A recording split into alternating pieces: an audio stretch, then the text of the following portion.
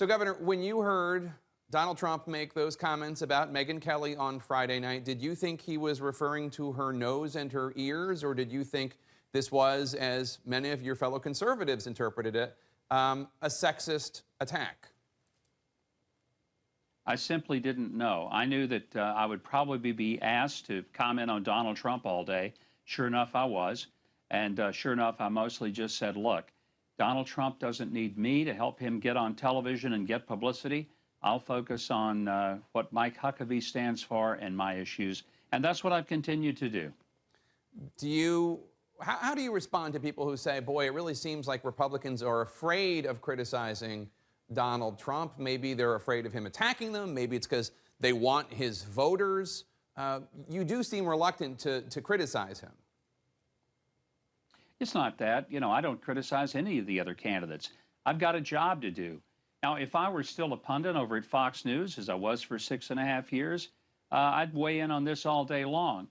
But, you know, what I have to focus on is why I'm running for president. After being a governor 10.5 years, a lieutenant governor for 3, I got lots to talk about.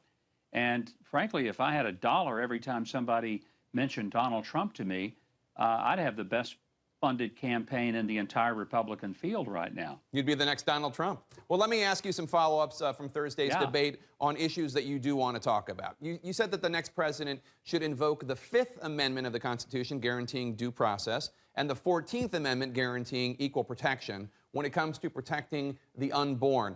At what point would President Huckabee, given his druthers, establish personhood? Would it be the moment of conception, or would it be fetal viability? And once personhood has been established, how far, in your view, do you think the government should go to ensure these proposed constitutional protections? Well, conception is the logical place to declare life, because that's when 23 chromosomes from the mother and 23 from the father create that imprint of that individual in DNA that's going to last him or her the rest of one's life.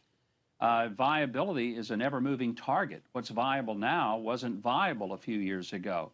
So I really want to focus on the fact that we've let this issue be about abortion. It's the wrong issue. The issue is about, do we believe that the unborn child is a human being? Because if we do, and if personhood is really the issue, then the 5th and 14th Amendment would automatically apply to that individual.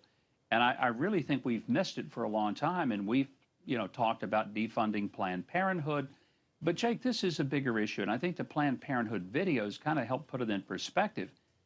This is savagery. When people are selling baby parts, I mean, I just can't, deep in me, believe that any American can look at that, think about that very intently, and come away with the notion that that's really the mark of a civilized people.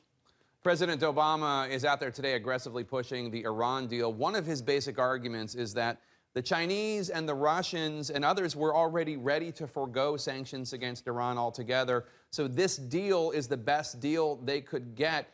What's your response? It doesn't seem as though he's wrong when he's analyzing the Russians and Chinese and their desire to lift the sanctions. Yeah, the real shame is it used to be the United States was the leader. And when we decided we would do something, the other nations followed us. What we're seeing is the consequences of his philosophy of leading from behind, which in the case of the world events, it means we're getting left behind. That's why the president's entire foreign policy has been a dismal failure. And this is a very dangerous deal. I'm delighted to see that prominent Democrats like Chuck Schumer have come to the conclusion that it's a dangerous deal.